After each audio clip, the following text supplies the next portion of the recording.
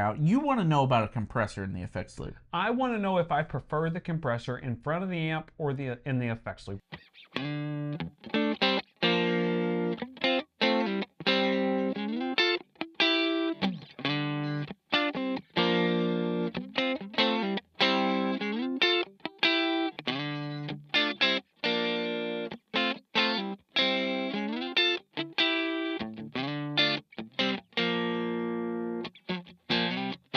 Hey guys, welcome to Tone Bros. My name's Casey. And I'm Collin.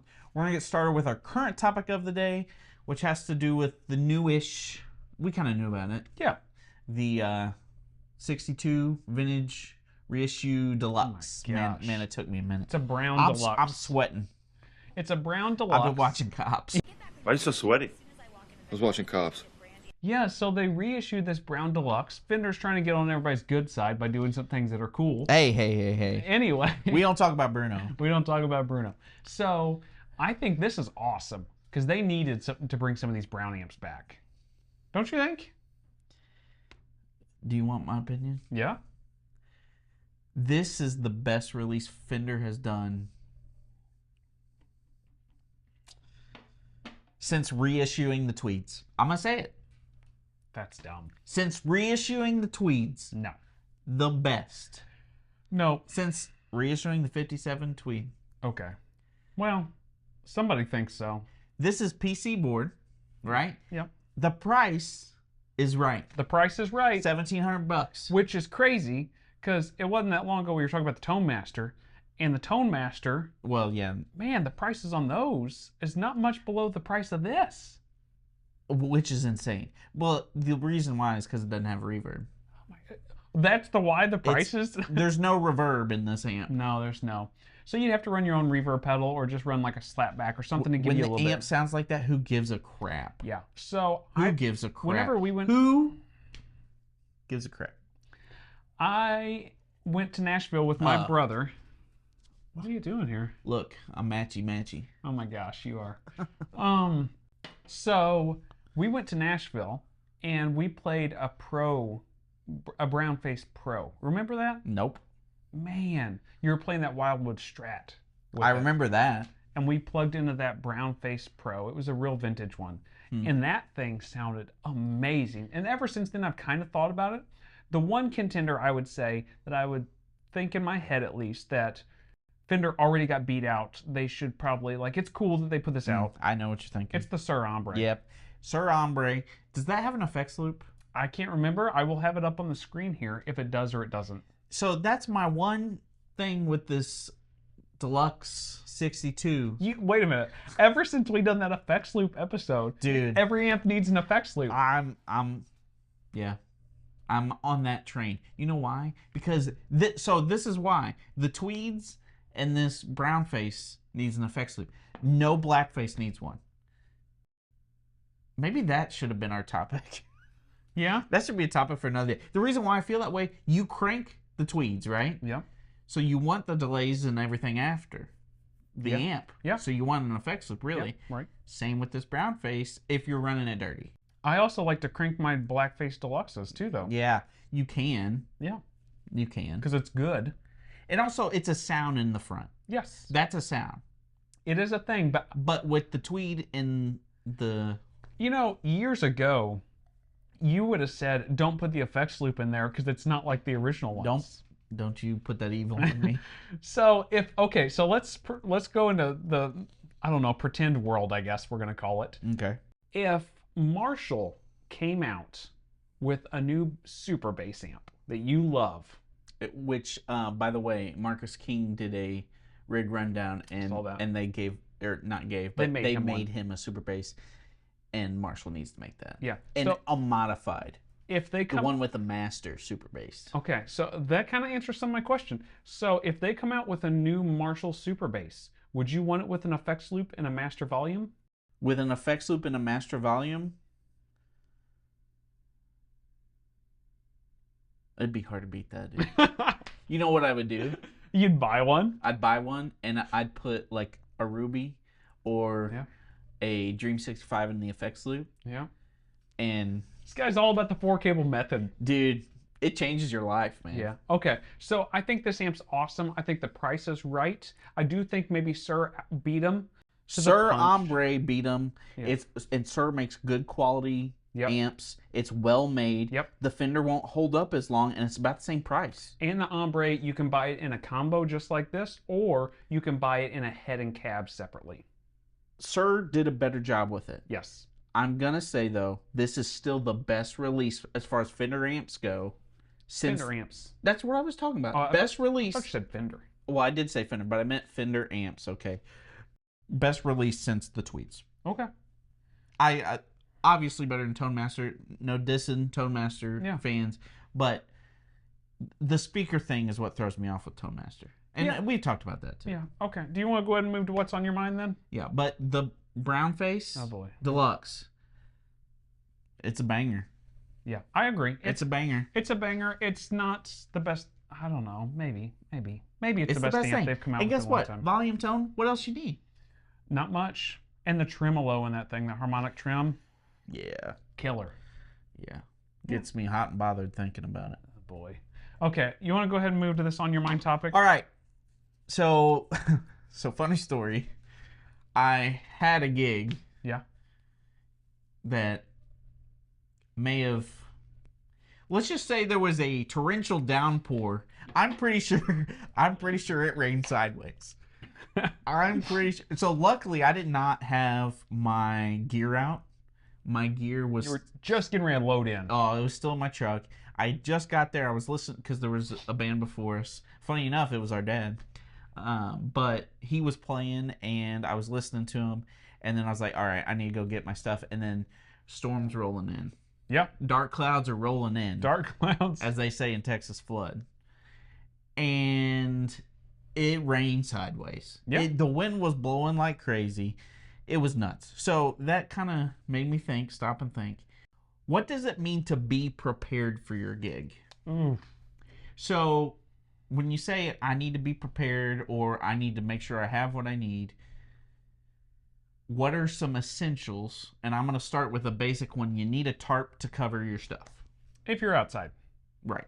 Yeah. You need a tarp. I mean, there was a canopy, so luckily that was already bought out, but still. You need a tarp to cover guitars or amp or whatever. Yeah, even if it's raining sideways, like you said. No, for real. You need to throw a tarp over something while you're trying to load it all in your truck or your vehicle or get it hidden away in a case or something. So, just to give you frame reference, I came in completely dry, and not a thing was dry. My wallet was not dry. My phone, I had to turn off. I'm pretty sure that's funny. It might have messed up. I can laugh at this. And there were, because it was so windy, one person was on each canopy pole, and it was pulling us up. Yeah, that's wild. Yeah.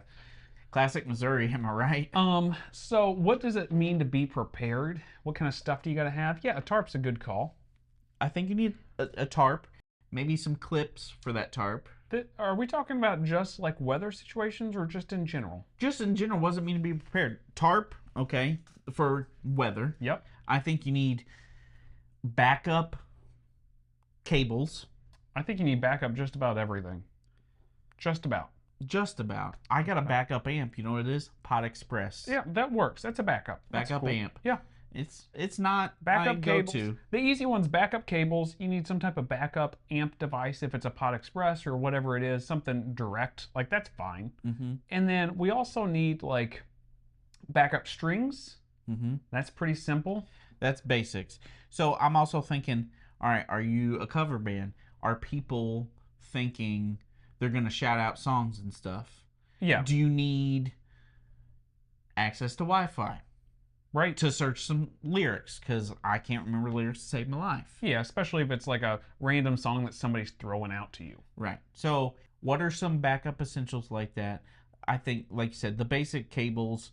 If you're micing your amp, maybe you have a Captor X, throw a mic in there too. Yeah, that's not a bad idea. So, I don't know. I just was thinking this weather thing really got me in a tizzy. I kind of feel like this is like a whole main topic we need to do at some point, where we pull in some cases and some gig bags and stuff and like, hey, what do you take to a gig? And like kind of show the things we bring to a gig. Because I do think there is some stuff that maybe I've got thrown away in cases like extra batteries and stuff like that's pretty obvious stuff, right? You got a headstock tuner, you better get some batteries in there. Yeah, and even if you're using a pedal tuner, bring a headstock tuner. Because what if your pedal tuner dies? Or your pedal board. Your pedal board completely dies.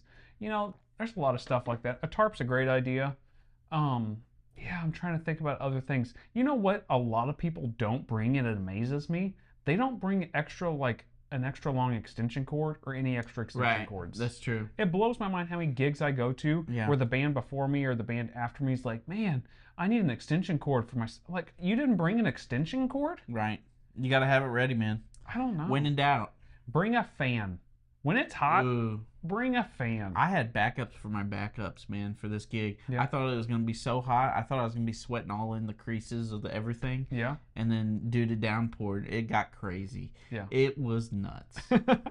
Okay. So what is there anything else you can think of right off the top of your head? I mean, other than be prepared for your gig in, like, playing wise. Like, if you have some songs that you need to brush up on and things like that, that's an obvious thing. But that's like actually playing. That's a different thing. And I think if there's a sound company providing the sound, you don't need to be worrying about the sound system necessarily. You can be a little more lax. I would bring mics and mic cables just in case maybe they got crappy ones, or you know what you're used to and you know where to mic up your amp. You know, there's some stuff like that to bring.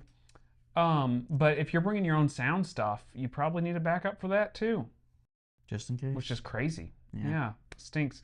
But I'm glad is all your gear okay though, right? My gear's fine. Yeah. I don't know about a sound system. Yeah. So, and if it rains like that, don't like try to turn it on. Immediately turn it off if it starts doing that. We just dried it out and then we're letting it rest for a little while. Let it air dry for as long as you can. At least 2 or 3 days, probably a week would be ideal before you plug anything else in, and obviously dry off everything that you can on the outside. It was a tizzy because the other band was still like unloading their stuff. Yeah. And we were trying to save some of our stuff, and then things got mixed. It was a whole thing. Yeah, local gigs, they're fun, aren't they?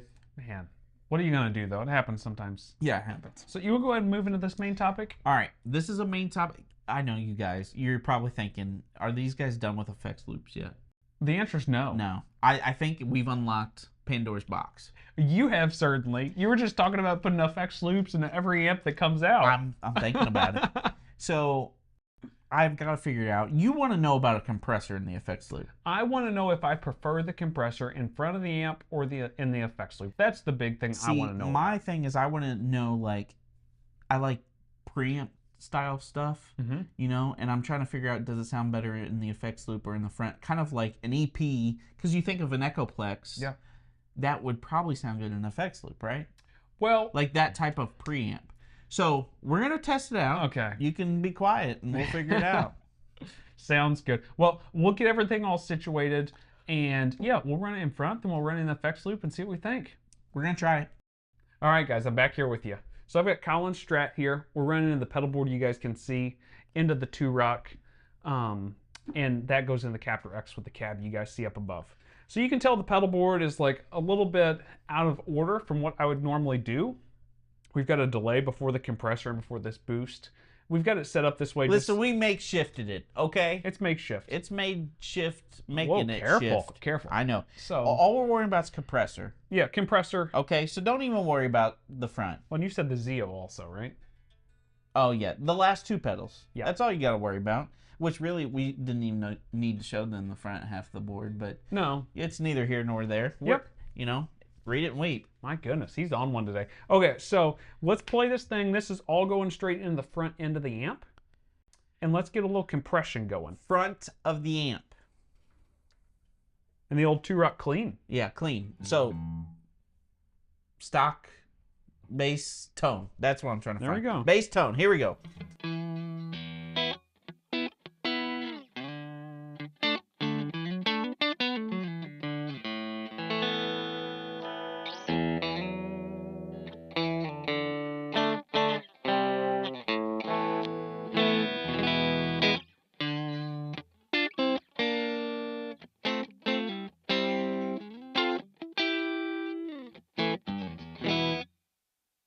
Compressor.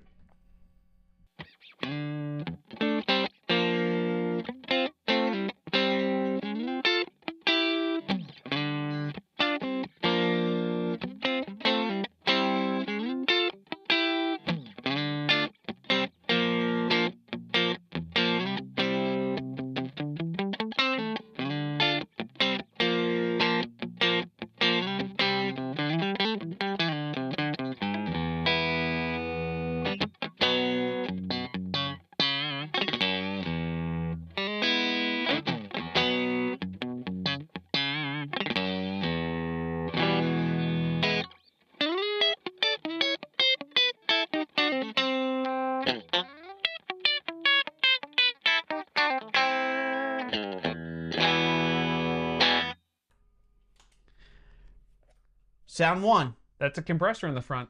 Let's do bass tone, and then we'll do the Zio. Let's do it. And how are we going to set the Zio up? Outputs at 1 o'clock. Okay. We're on the studio setting, and medium tone.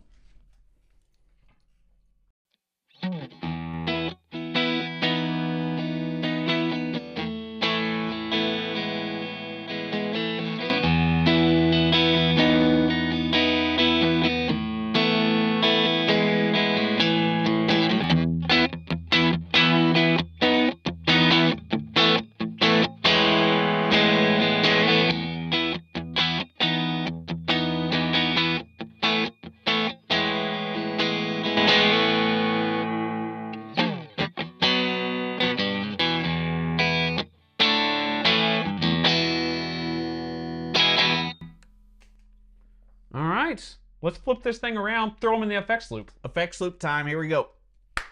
All right, guys, we're back here with you. We've got it set up, as you can see, in the effects loop now. So we're going through the Halo, Open Road, and Tuner still in the front end, but the Zio and the Ego are both in the effects loop. So let's play this thing. Hear it clean.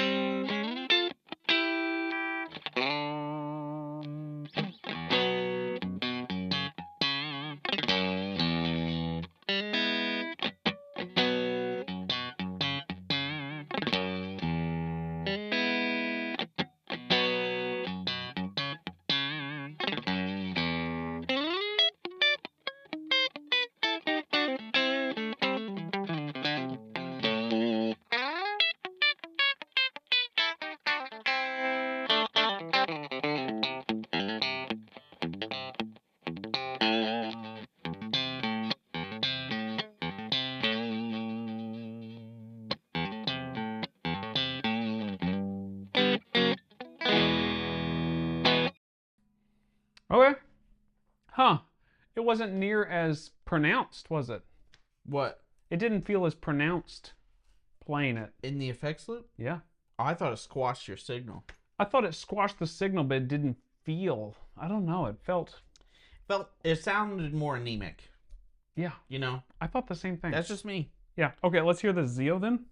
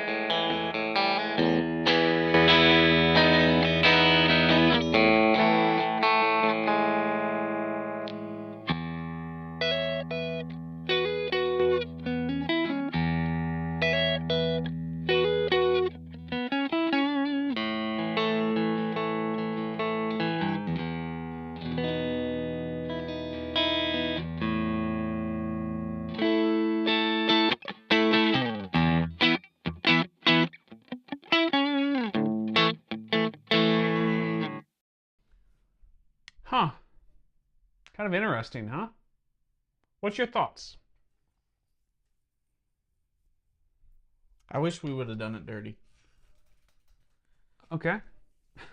He's always wanting to do it dirty. You know what I mean. Yeah. Dirty sound in the amp. Okay, we can do that. No, it's okay. I think it got its point across. Yeah. It got its point across. The boost... How do I say this?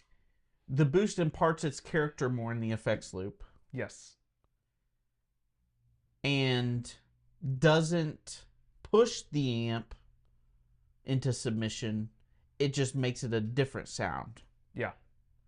Like, it's not working with the amp. Yeah. Like in the front. No. It's, to me, like in the effects loop, an EQ would probably be good if you're not crazy about the amp. This amp we love stock. Right. So we really don't want to put anything after. I don't really want to color the amp.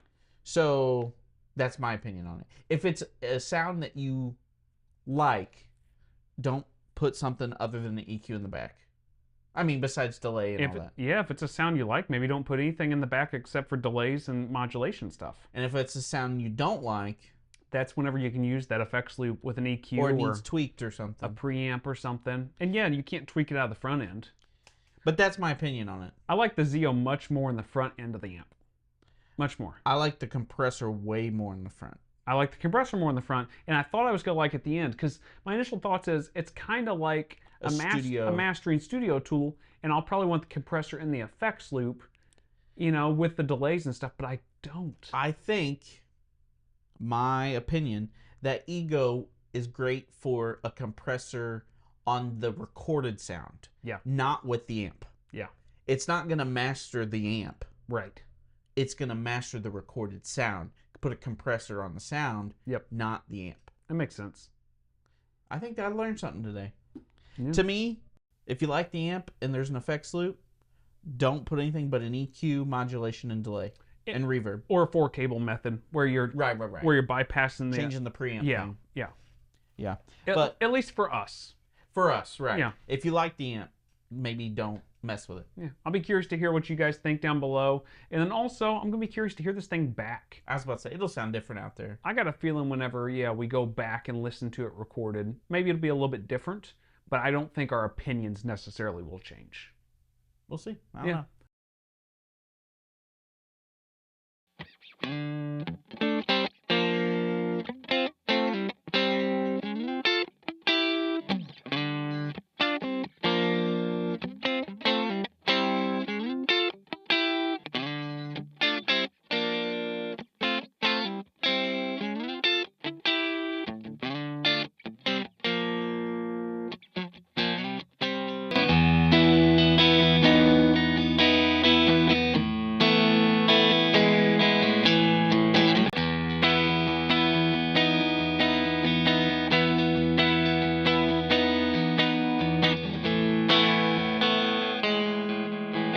All right, guys. Well, let us know what you guys think down below, and we'll see you guys next week.